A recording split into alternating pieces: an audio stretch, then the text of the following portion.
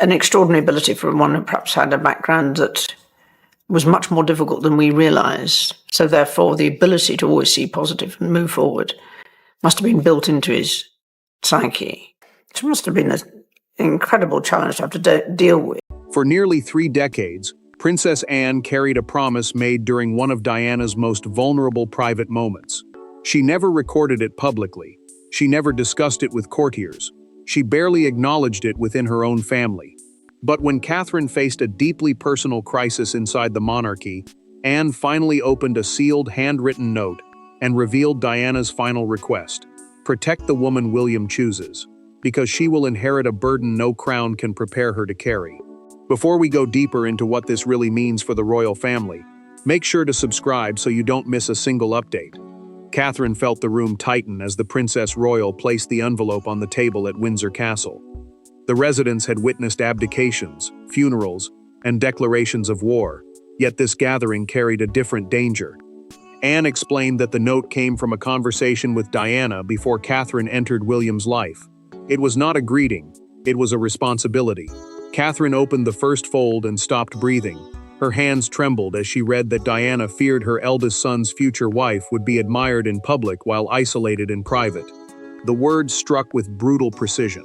Catherine lowered herself into a chair, aware that a woman she had never met had imagined the pressure, scrutiny, and loneliness that would surround her. Anne remained standing, but her composure began to crack. She admitted through a documented private account prepared for the family that keeping the promise had grown harder each time Catherine endured public judgment without complaint. The trusted aunt had watched her smile through exhaustion, protect William from worry, and carry royal duty as though pain could be defeated by perfect posture. Then Anne delivered the warning Diana had attached to the request. The danger was not one cruel person or one public scandal. It was a royal pattern: distance presented as discipline, silence praised as dignity, and emotional suffering hidden beneath duty. Left unchecked, Diana believed that pattern could damage William's marriage from within. Catherine looked up sharply when Anne revealed that William had never been told. Diana had insisted that her son must choose love freely, without feeling guided by his mother's fears or haunted by her marriage. Anne had obeyed, even when silence became its own burden. Catherine turned the page and noticed another sheet folded beneath it. Anne reached forward and stopped her. The second page, she said, concerned William, Charles, and a night the family had never openly discussed. Catherine stared at the hidden page, then at the woman who had guarded it for almost 30 years. This was not comfort. The danger Diana described had returned.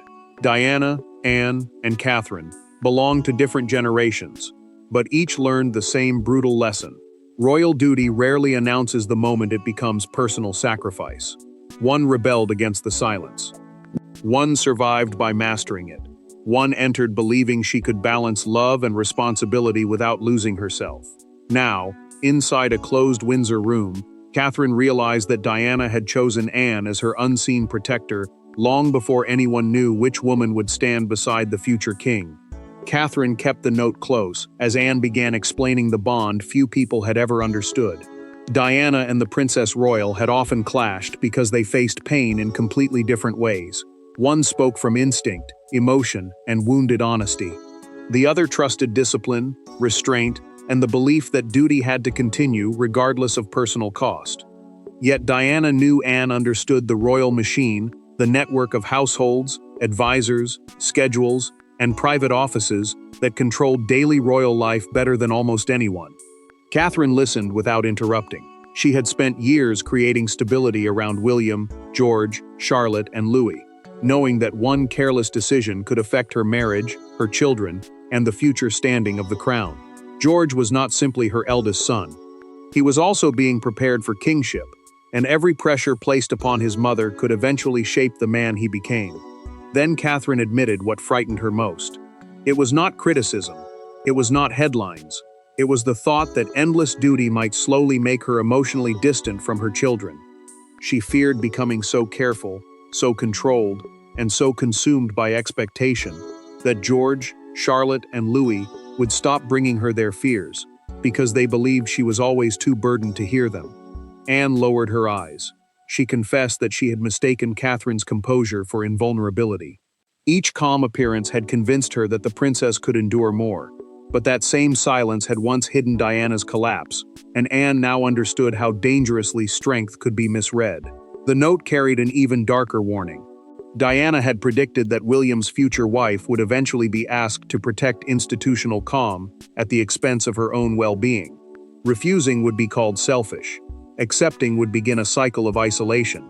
Catherine then learned that several fortunate changes in her life had never been accidents. Anne had quietly altered punishing schedules, confronted senior courtiers, and stopped private family struggles from becoming palace strategy. Each intervention had been part of the promise. Footsteps approached outside. Anne revealed that William had been summoned.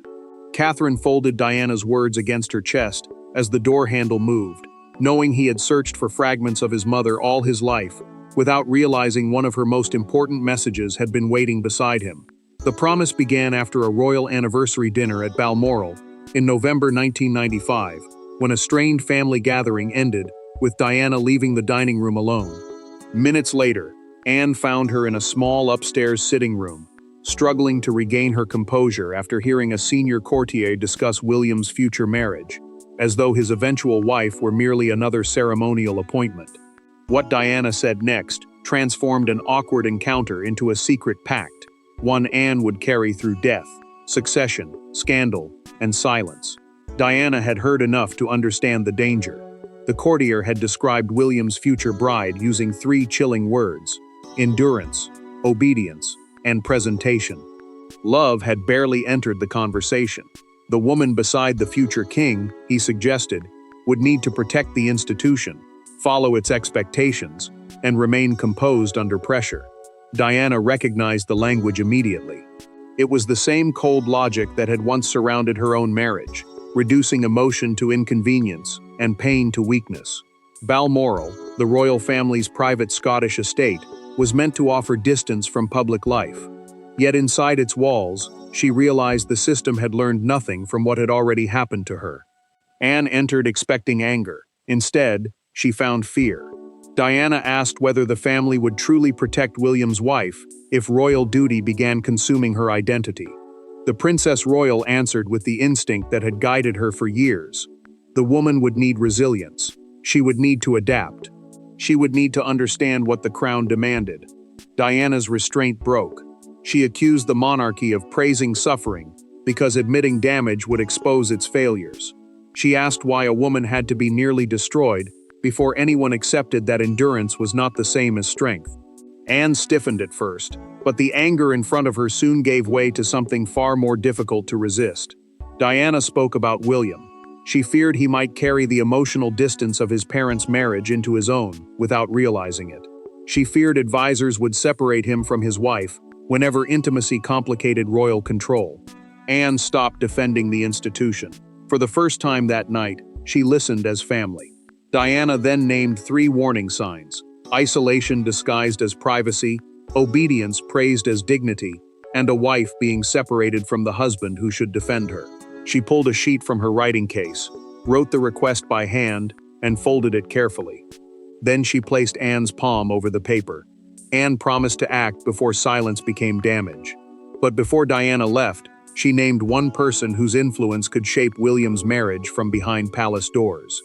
Decades later, Anne unfolded the hidden page as William watched, knowing the next words could challenge someone still standing at the center of royal power.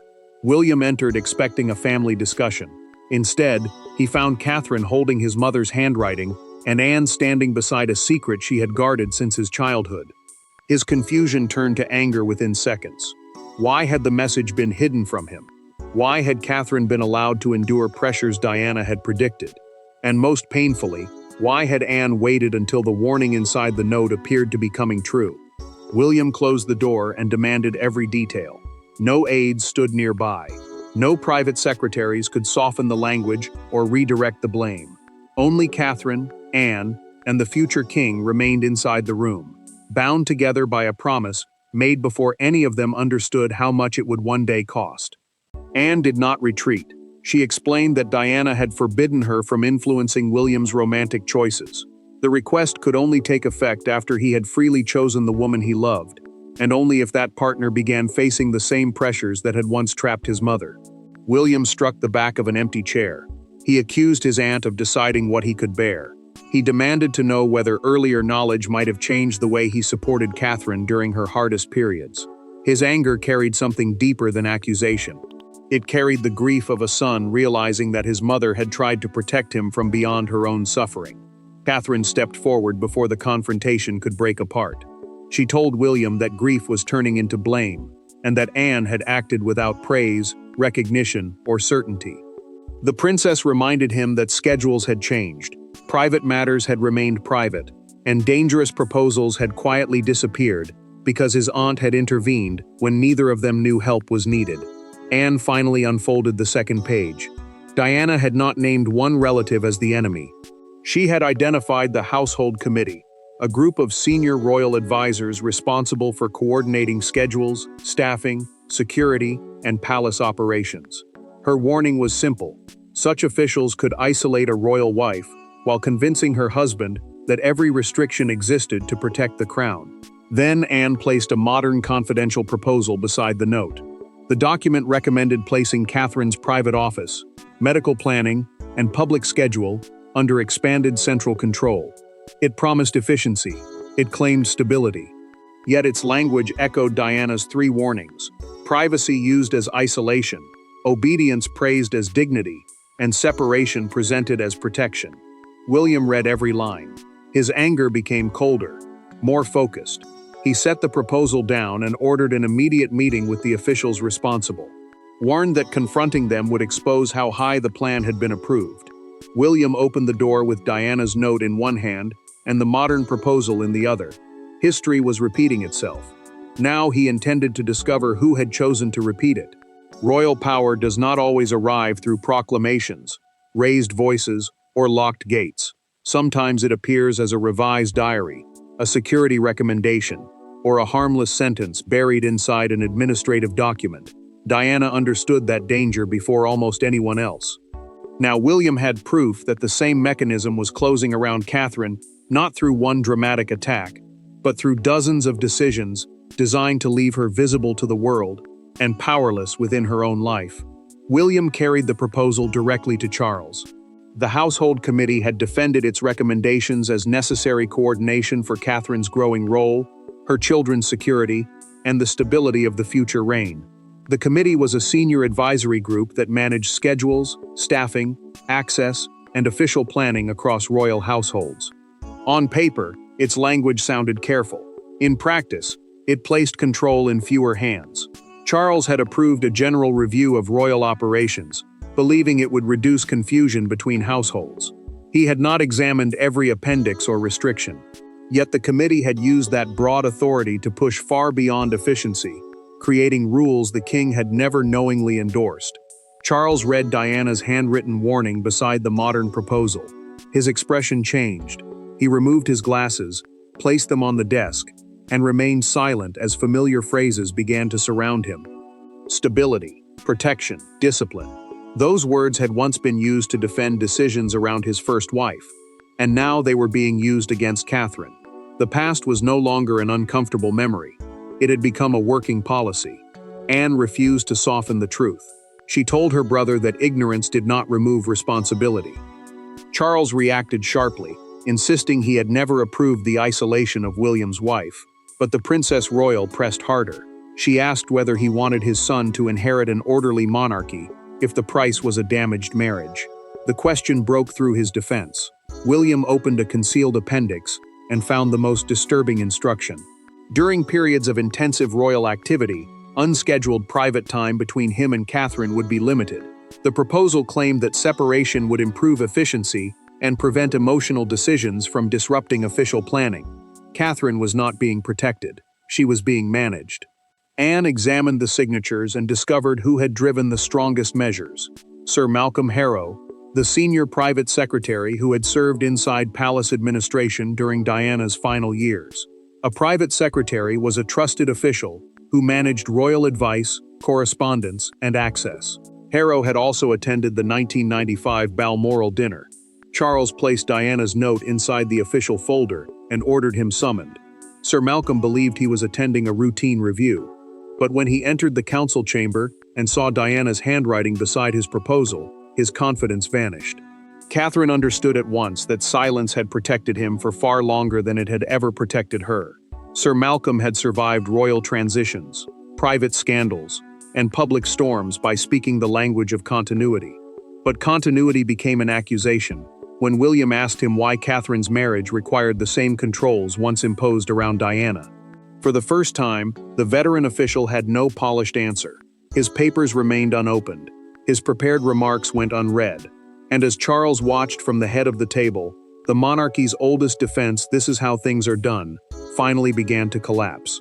William placed the proposal before Sir Malcolm and demanded an explanation.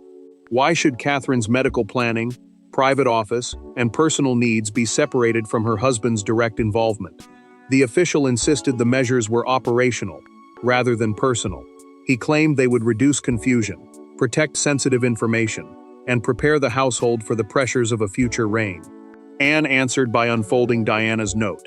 She read the 3 warnings aloud: isolation disguised as privacy, obedience praised as dignity, and a wife separated from the husband who should defend her. Each phrase matched the committee's language so closely that no one could dismiss the connection. Sir Malcolm shifted in his chair, but Catherine refused to let William speak for her. She described years of small decisions that had made her feel managed rather than supported. Meetings were arranged without her input. Family time was treated as an obstacle. Personal concerns were passed through officials before reaching the man beside her. Catherine never raised her voice, yet her restraint struck Charles harder than anger. The king heard the same controlled pain he had once failed to understand. Sir Malcolm finally admitted that Diana had been considered unpredictable because she resisted systems designed to preserve order. Catherine looked directly at him. Calling a woman unpredictable, she said, often meant the palace had failed to understand her suffering. The official's defense weakened. Under further pressure, he revealed the truth. The restrictions were not temporary precautions. They were a trial model for William's future reign. If accepted now, they would define how Catherine's household operated once her husband became king. Charles closed the folder. He withdrew his authorization immediately, removed Sir Malcolm from every duty connected to William and Catherine, and ordered the household committee to be rebuilt under direct family oversight. The committee's power was broken, but the damage had already reached deeper than policy. William noticed Catherine remained tense even after the decision. Later, she admitted that stopping the plan did not erase what it had done to her.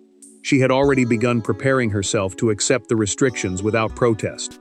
That evening, away from the council chamber and without advisors between them, William asked the question the palace had avoided for years. How close had Catherine come to disappearing behind the role everyone praised her for performing? The turning point did not happen before a council, beneath a royal banner, or through another written order. It happened privately, after midnight, when Catherine and William sat alone without staff, prepared statements, or inherited expectations. Diana's note lay folded between them. For years, Catherine had protected her husband from the full weight of what royal life demanded from her.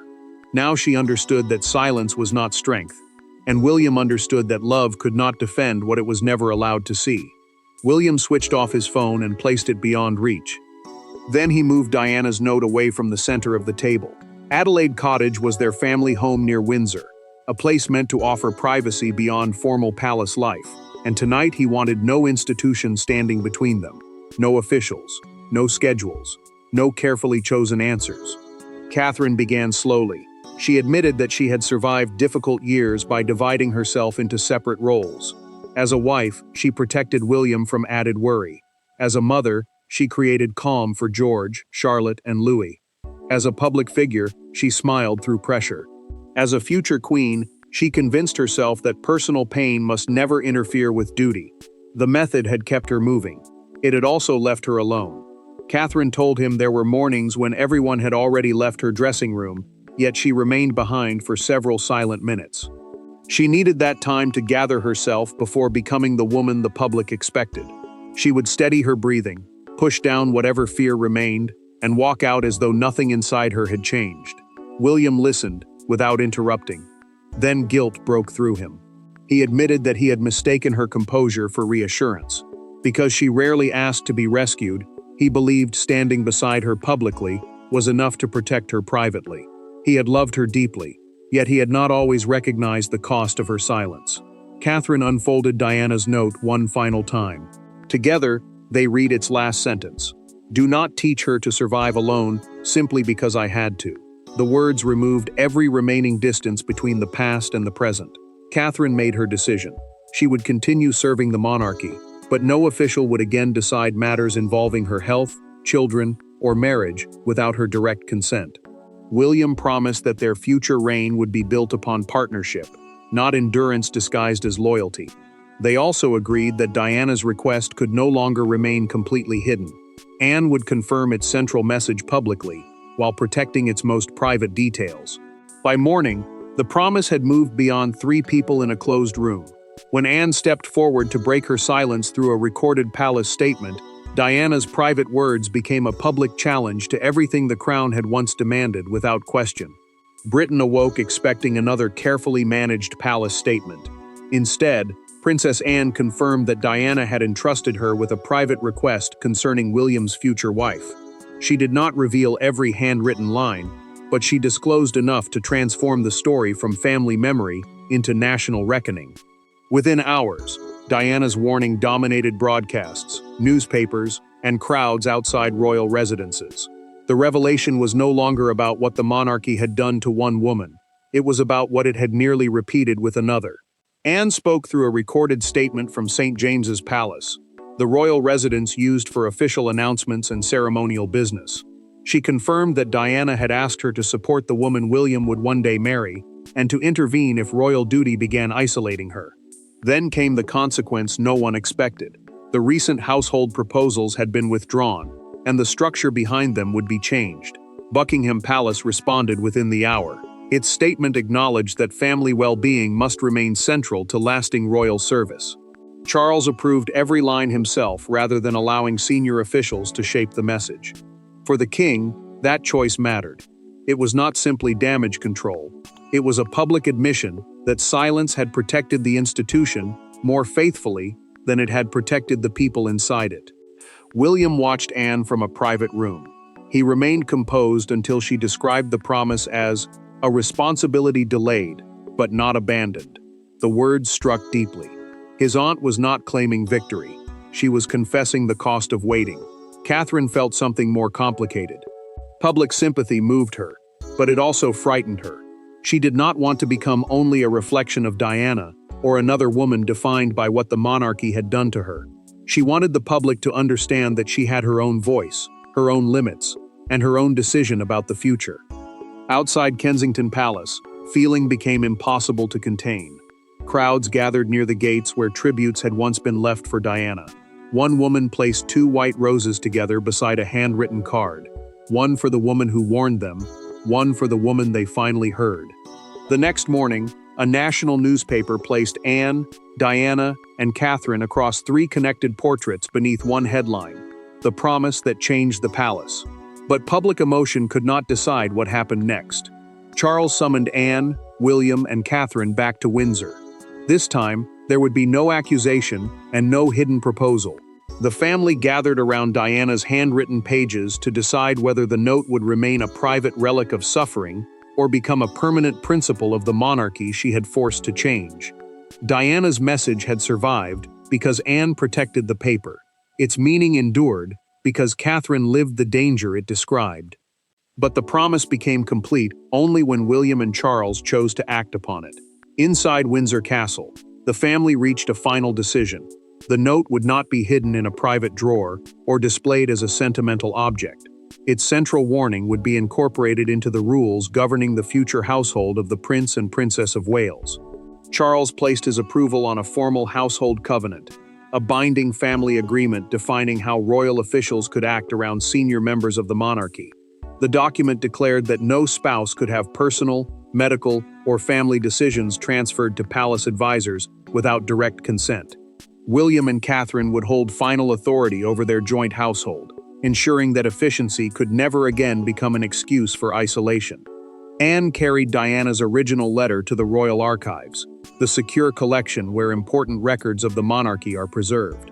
Controlled family access would protect its privacy without burying its meaning.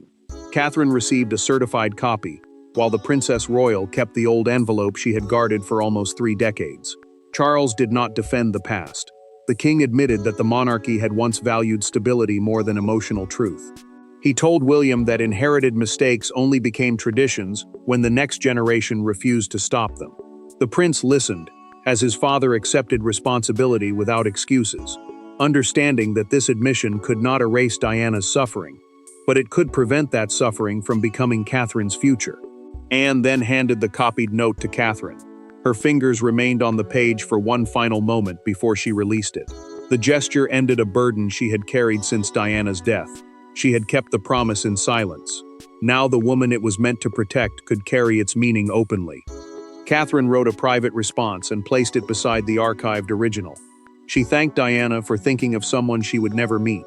She also promised that George, Charlotte, and Louis would learn that duty without compassion was not service, and strength without honesty was only another form of loneliness.